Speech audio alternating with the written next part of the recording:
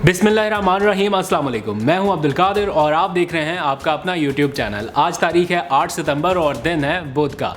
गुज़िश्ता रोज़ के व्लॉग में मैंने आपको बताया कि पाकिस्तान में एक ऐसी टेक्नोलॉजी बनाई गई है जिसकी मदद से बिजली के बिल में काफ़ी हद तक कमी लाई जा सकती है। यानी हुकूमत का जो दावा है वो तकरीबन 40 से 60% तक है। लेकिन हैरानकुन तौर पर जब आज सुबह मैं सो के उठा तो मुलाजिम ने लाके बिल हाथ में पकड़ा दिया जो इस महीने का है, और गैर मामूली तौर पर यानी तवक्को से हट कर वो बिल बहुत ज़्यादा था। और तकरीबन नॉर्मल दिनों में जो 20-25 हज़ार तक की रेंज में रहता था बिल, वो 36 हज़ार रुपये तक पहुँच गया। और मैं देखकर ख़ुद भी हैरान था। और 440 वोल्ट का एक तरह से झटका आप समझ लीजिए कि 36 हज़ार रुपये का बिल एक ऐसे बंदे के लिए जो अकेला ही रहता है, साथ में एक मुलाजिम है, तो अच्छा खासा मतलब ख़र्च है ये। तो फिर उसके बाद पूरा दिन मैं सोशल मीडिया के ऊपर भी देखता रहा, बहुत सारे लोगों की तरफ से ये कंप्लेंट आना शुरू हुई कि बिल बहुत ज़्यादा आया। फिर टेलीविज़न के ऊपर ये ख़बरें नशर होना शुरू हुई कि लोगों को ज़ायद बिल भेजा गया है, और इस महीने ख़ास तौर पर ऐसा लग रहा है कि तवक्को से ज़्यादा और इस्तेमाल की गई बिजली से ज़्यादा बिल भेजा गया है। और कुछ ही देर पहले वफाकी हुकूमत ने उसका नोटिस भी लिया है। ये मामला क्या है, इस बारे में थोड़ी सी बात करेंगे कि क्यों हो रहा है ऐसा। और इसके साथ साथ मैंने कल के व्लॉग में ज़िक्र किया था कि वज़ीर आज़म इमरान खान पाकिस्तान से पटवार खाने का पुराना फरसूदा और बोसीदा निज़ाम ख़त्म करना चाहते हैं, और उसके लिए एक नया निज़ाम आज लॉन्च किया जाएगा। तो आज वज़ीर आज़म ने पाकिस्तान के डिजिटल नक्शे के लिए GISP मैपिंग के लिए या सैटेलाइट मैपिंग का बाकायदा आगाज़ किया है।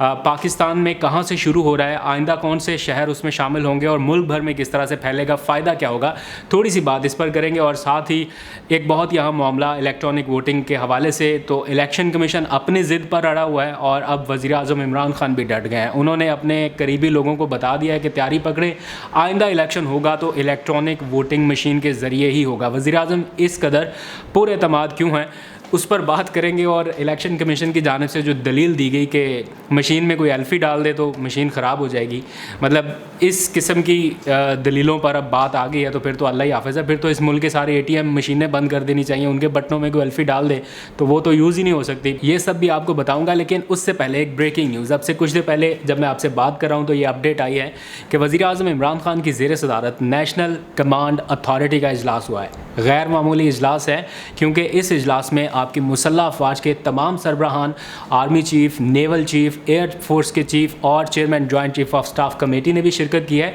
और इसके साथ साथ DG ISI भी शरीक हुए। तमाम वफाकी वज़रा जो मुतल्लिका हैं सिक्योरिटी से रिलेटेड, जैसे दिफा के वज़रा, दाखिला के, उन्होंने भी इस इजलास में शिरकत की है। वज़ीर ख़ारजा भी शरीक हुए और जो पाकिस्तान की ऑपरेशनल तैयारियाँ हैं उनका जायज़ा लिया गया है।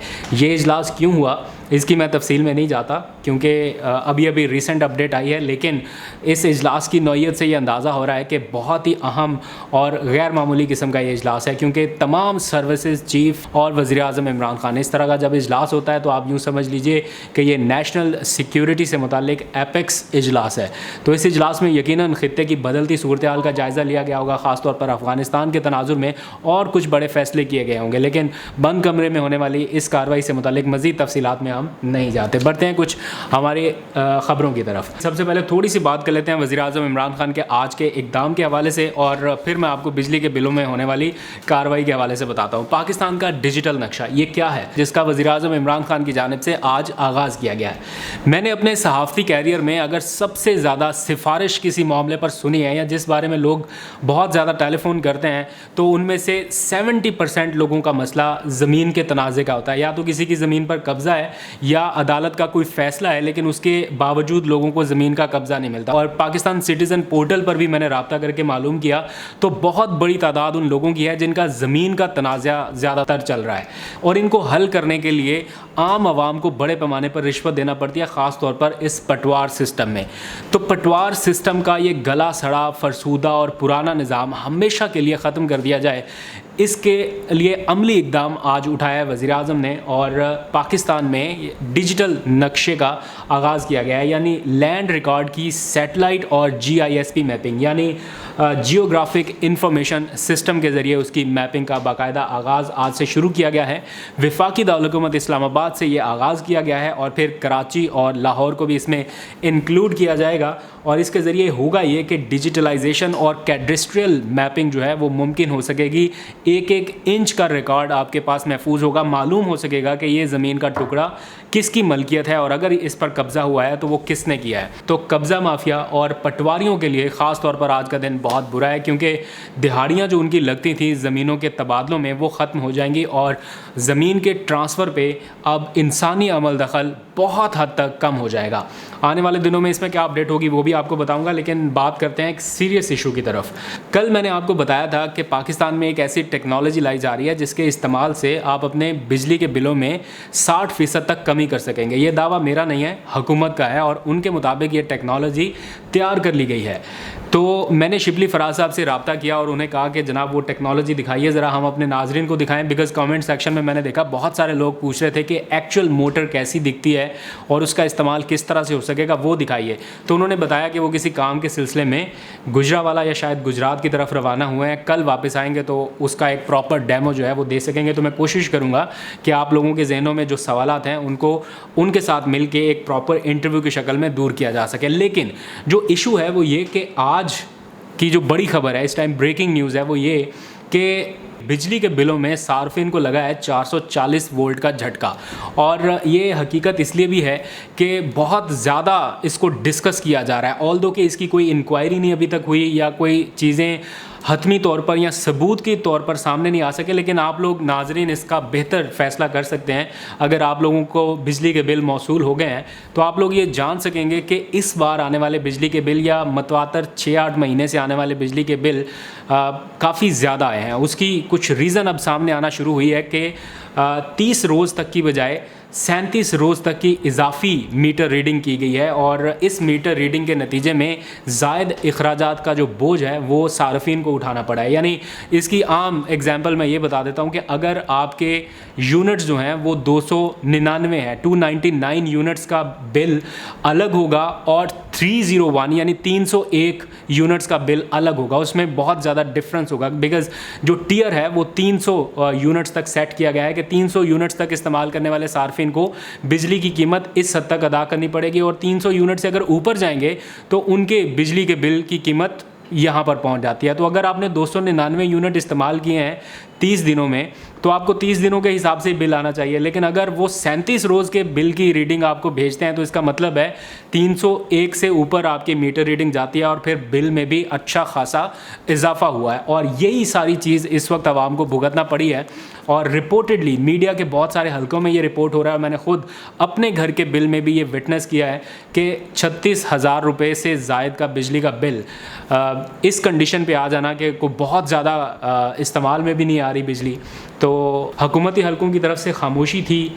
तो मैं सोच रहा था कि बात करूं, किसी से मालूम करूं कि एक्चुअल वजह क्या है। लेकिन बाद में फिर जैसे ही मैं ये रिकॉर्डिंग करने के लिए यहाँ पे पहुँचा तो हमाद अज़हर साहब ने इस पर ट्वीट किया और उन्होंने कहा कि मीडिया के कुछ हलकों में इस तरह की चीज़ें रिपोर्ट की जा रही हैं और वो इस मामले में तहकीकात का हुक्म दे चुके हैं और रिपोर्टेडली 8 महीनों में जो गड़बड़ हुई है उसकी तहकीकात का उन्होंने हुक्म दिया है। और अगर इस सिलसिले में कोई गफलत या कोताही जानबूझकर किसी की जानिब से की गई, ख़ास तौर पर बिजली की तकसीमकार कंपनियों की जानिब से, तो उनके ख़िलाफ़ वो सख्त एक्शन लेंगे। देखते हैं कि ये एक्शन इस बार होगा या नहीं और क्या वाकई ऐसी कोई गड़बड़ हुई है या नहीं। लेकिन जो तहकीकात अब तक जो इतलात सामने आई हैं उनके मुताबिक नेपरा के कवानीन की ये खिलाफ वर्जी है। बिजली का बिल 30 दिन से ज़ायद मुद्दत में अगर आप भेजते हैं तो उसका इम्पैक्ट सार्फिन तक पड़ता है और ये मुसलसल कोई 2 महीने से नहीं, 4 महीने से नहीं, रिपोर्टेडली 8 महीनों से हो रहा है। और मुल्तान, सखर, कराची, लाहौर, इस्लामाबाद, हैदराबाद, गुजरावाला, फैसलाबाद और दूसरे कुछ पावर डिवीजन्स हैं वहाँ पर इस तरह ये कार्रवाई डाली गई है। हमाद अज़हर साहब ने इसका नोटिस लिया है। देखते हैं आने वाले कुछ दिनों में इस हवाले से कोई कॉन्क्रीट एविडेंस या हक़ाइक़ सामने आते हैं। थोड़ी सी बात कर लेते हैं वज़ीर-ए-आज़म इमरान खान की, जो जनाब डट गए हैं इलेक्ट्रॉनिक वोटिंग मशीन के मामले पर और इलेक्शन कमीशन जो एतराज़ात उठा रहा है इस वक्त, उसको वो सीरियस लेने के लिए तैयार नहीं है। और वज़ीर-ए-आज़म ने अपने करीबी लोगों को ये कह दिया कि आप तैयारी करें, आइंदा का इलेक्शन इलेक्ट्रॉनिक वोटिंग मशीन के ज़रिए होगा। वज़ीर आज़म को ये कॉन्फिडेंस क्यों है? बिकॉज़ उनके नज़दीक वो शफाफ इंतखाबात के लिए हर मुमकिन एफ़र्ट करना चाहते हैं। अगर कहीं पे कोई कमी कोताही है तो उसको दूर किया जाएगा। लेकिन दूसरी तरफ इलेक्शन कमीशन ने जहाँ दूसरे एतराज़ात उठाए इलेक्ट्रॉनिक वोटिंग मशीन में, वहीं पर यह एतराज़ भी उठाया कि जनाब ये इसलिए भी कारआमद नहीं है कि इसके बटनों में कोई एल्फ़ी डाल देगा तो ये काम नहीं करेगी। तो भाई इतनी सिक्योर मशीन किसी ऐसी जगह पे किसी ऐसे बंदे के हाथ में देनी क्यों जो एल्फ़ी डाल के चला जाए? और एल्फ़ी का तो इस लॉजिक के तहत चलें तो फिर मुल्क भर की एटीएम मशीनों में भी किसी जगह पे आपको रिपोर्टेडली ऐसे आ जाता है कि एल्फ़ी डाल के कोई चला गया, तो क्या वो बैंक अपनी एटीएम मशीन बंद कर देते हैं या उसका इस्तेमाल बंद कर देते हैं? एक इतनी बड़ी एफ़र्ट हो रही है, एक इतनी बड़ी एक्सरसाइज हो रही है। आपने साइंस एंड टेक्नोलॉजी के उन लोगों को या उन टेक्निकल लोगों को बुलाया ही नहीं है सुनने के लिए जिन्होंने वो मशीन तैयार किया है, तो आप अपने तौर पे इतने ज़्यादा एतराज़ात लेके बैठे हैं। एटलीस्ट सुने तो सही कि वो किस कॉन्सेप्ट पे इस मशीन को तैयार किए बैठे हैं, और अगर कोई उसमें परेशानी या रुकावट है तो ये इलेक्शन कमीशन की ज़िम्मेदारी है। ये इमरान खान की ज़िम्मेदारी नहीं है कि वो इलेक्ट्रॉनिक वोटिंग मशीन आपको बना के दे के जनाब शफाफ इंतखाबात कराएं। ये इट्सेल्फ इलेक्शन कमीशन की ज़िम्मेदारी है कि वो अगर किसी ने मशीन तैयार किया तो उनको अपने पास बिठाए, बुलाए, उनके तहफ़्फ़ुज़ात सुने और मिलकर काम करें और इस मुल्क को एक शफाफ इंतखाबात के लिए कोई फार्मूला दे जाएँ, बजाय इसके कि आप कहें कि जनाब हम अभी इतनी जल्दी ट्रेनिंग नहीं करा सकते। इतनी जल्दी क्या, अभी 2 साल का वक्त पड़ा हुआ है। आप जितनी जल्दी हो सके इस मामले को निपटाइए, या एटलीस्ट कहीं पर ट्रायल ही शुरू कर दें कि छोटे मोटे इंतखाबात में किसी एक आध ज़िमनी इंतखाब में करके देख लेते, किसी बार काउंसिल के इंतखाबात में कर देते, सहाफ़ियों के किसी इलेक्शन में आप इसको ट्राई करके देख लेते, लेकिन अभी तक ऐसा कुछ देखने में नहीं आया। खैर, थोड़ी सी बात करनी है मरीम नवाज़ के हवाले से। आज मैं उनकी एक तकरीर सुन रहा था, अदालत के बाहर उन्होंने की पाकिस्तान और अफ़गानिस्तान की सूरत हाल के हवाले से। अब ज़रा सा आप डॉट्स को कनेक्ट कीजिए। इंडियन मीडिया चीख कर कह रहा है कि पाकिस्तान अफ़गानिस्तान के अंदरूनी मामलात में मुदाखलत कर रहा है। पाकिस्तान का जो रियासती बयानिया है वो ये कि हम किसी किस्म की मुदाखलत नहीं करते, हमारा असर व रसूख ज़रूर है लेकिन तालिबान हमारे कंट्रोल में नहीं है। वहाँ पर क्या होगा ये तालिबान जाने, अफ़गानिस्तान जाने, हम अपने मुल्क की सरहद की हिफाजत करना चाहते हैं। इंडियन मीडिया एक नैरेटिव हो गया, रियासत पाकिस्तान का दूसरा नैरेटिव हो गया। अब तालिबान की सुनिए। तालिबान ने, उनके तर्जुमान ने कल प्रेस कॉन्फ्रेंस में कहा कि ये मज़हका खेज़ बयान है कि पाकिस्तान हमारे अंदरूनी मामलात में मुदाखलत कर रहा है। ऐसा बिल्कुल नहीं है। ये तर्जुमान तालिबान ने कल कहा कि पाकिस्तान हमारे मामलात में मुदाखलत नहीं कर रहा, हमने अमेरिका की मुदाखलत को बर्दाश्त नहीं किया तो पाकिस्तान को क्यों करने देंगे। अब जनाब आती हैं मरियम बीबी। उनसे आज किसी सहाफ़ी ने सवाल पूछा, उनको लगा कि शायद ये बहुत ज़्यादा इन मामलात पर गहरी नज़र रखती हैं, तो उनसे पूछा कि पाकिस्तान को क्या किस तरह से देख रही हैं आप अफ़गानिस्तान के साथ जो मामलात चल रहे हैं। वो शुरू ही यहाँ से हुआ कि पाकिस्तान को अफ़गानिस्तान के अंदरूनी मामलात में मुदाखलत नहीं करनी चाहिए, पाकिस्तान को ये चाहिए, पाकिस्तान को वो चाहिए, लेकिन पाकिस्तान अंदरूनी मामलात में मुदाखलत ना करे। क्या एविडेंस हैं, किन एविडेंस की बेस पर ये बात कर रही हैं आप? इंडियन नैरेटिव को या मुल्क दुश्मन नैरेटिव को क्यों ऊपर बढ़ाया या बताया जा रहा है? तो खुदा के लिए, जहाँ मुल्क की रियासती या पॉलिसी ऐसी आती है जिसके ऊपर कभी कभी आपको वेल लेफ्ट कर देना चाहिए, या अगर आप नहीं जानते पाकिस्तान की स्टेट रियासती पॉलिसी या पाकिस्तान की सलामती, दाखिली और ख़ुद मुख्तारी के मामलात को, तो उस पर कमेंट करने से गुरेज तो कर सकते हैं ना एटलीस्ट। ज़रूरी तो नहीं है कि हर चीज़ के ऊपर आपने अपनी राय देनी है। तो आपका ये नैरेटिव जो आपने अदालत के बाहर बोला, इसको इंडियन मीडिया ज़रूर पिक करेगा और दिखाएगा, और ये बोला जाएगा कि देखें जनाब ये हो रहा है पाकिस्तान में, पाकिस्तान की अपनी सियासतदान ये बातें कर रही है। तो थोड़ा सा समझदारी का मुजाहरा करना है जहाँ पर नेशनल सिक्योरिटी का मामला आ जाए। आज तक के लिए इतने कुछ खबरें और हैं, उनके बारे में कल आपसे जिक्र करूँगा। खुदा हाफिज़।